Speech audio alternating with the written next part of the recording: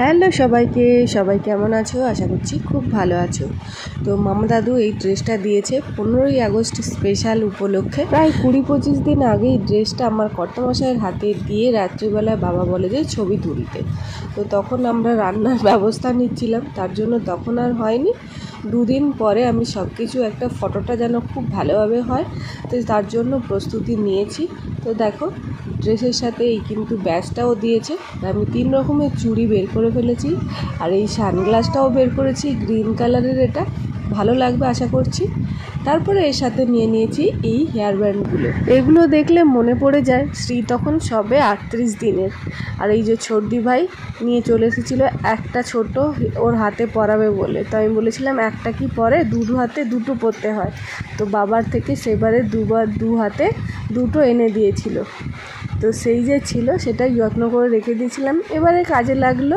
তখন ও এতই ছোট ছিল আর তখন ওকে নিয়ে এতই ব্যস্ত ছিলাম যে 26শে জানুয়ারির কথা মনেই ছিল না। তো যাই হোক, বিকেলবেলা ছোটদি ভাই এসে এরকম ছোট্ট বনুকে ছোট্ট হাতে পরিয়েছিল। আর এগুলো হচ্ছে আমার নাচের জন্য 15ই আগস্টের যে আমি নাচের ভিডিও বানিয়েছিলাম তখন এগুলো ব্যবহার করেছিলাম। তো সেগুলো আজ ব্যবহার হবে। এগুলো হচ্ছে শ্রীর হাতে বাজুতে পরাবো। আর বোতাম দিয়ে যে টিকুলি বানিয়েছিলাম সেটাও বের করেছি, যদি পরানো যায় তো পরাবো। সব জিনিসই যেহেতু ঘরেই রয়েছে তার জন্য ছবিটা যাতে একটু সুন্দর হয়, বাবাকে বললাম এগুলো একটু এনে দিতে।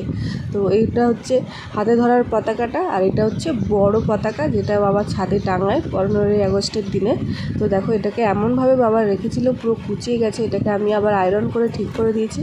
আর এটা হচ্ছে মামাজির বাইকে লাগানো থাকে, তো সেটাও দাদু খুলে এনেছে।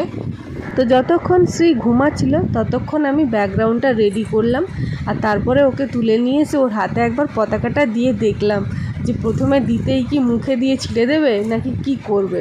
তো হাতে নিয়ে দেখলাম বেশ ভালোই দোলালো, তো ভালোই হলো। তো চলো ওকে এখন রেডি করে দিই। ওকে ঘুম পাড়িয়ে রেখে আমি ব্যাকগ্রাউন্ড করতে এসেছিলাম, আর ঘুম পাড়ানোর পর আমি ওর চুলগুলো বেঁধে দিয়েছিলাম।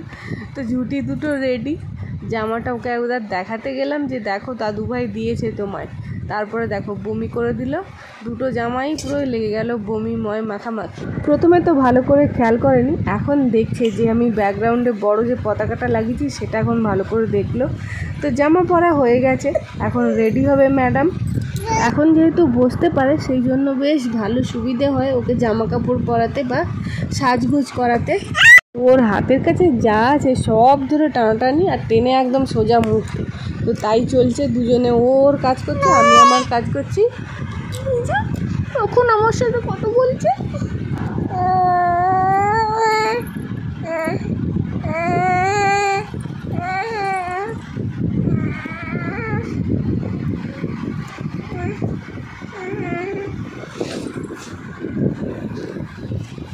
দুটো হাতের বাজুতে যে কী কষ্টে পরানো হলো।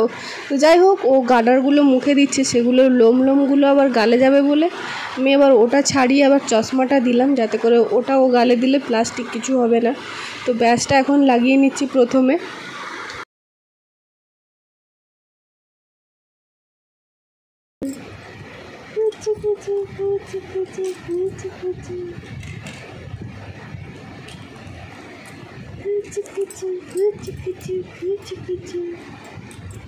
ওর মাথায় যত না চুল তত বেশি শখ আমার। তো যাই হোক, মাথায় তো চুল অনেক, দুটো গার্ডার আগেই বেঁধে দিয়েছি, জানি এই গার্ডারগুলো ধরবে না, তার জন্য দুটো গার্ডার আলাদা বেঁধে ওর মধ্যে এই গার্ডারগুলো ঢুকিয়ে দিয়েছি। এরপর চুড়ি 3টে কালার মিশিয়ে রেডি করে ফেলেছি। তো চলো হাতে একটু পরিয়ে দিই, ছমক ছমক করবে।